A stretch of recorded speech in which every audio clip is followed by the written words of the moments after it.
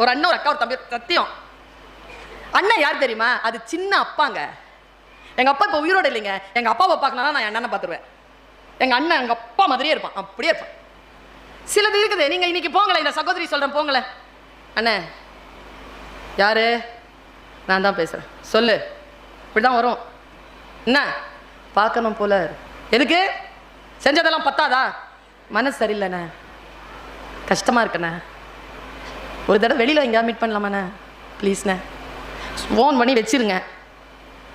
அன்றைக்கே நைட்டு இல்லைன்னா அடுத்த நாள் காலையில் வரைக்கும் காத்துருங்க. ஃபோன் வரலன்னா நான் காதை எடுத்துக்கிறேன். வந்துருங்க.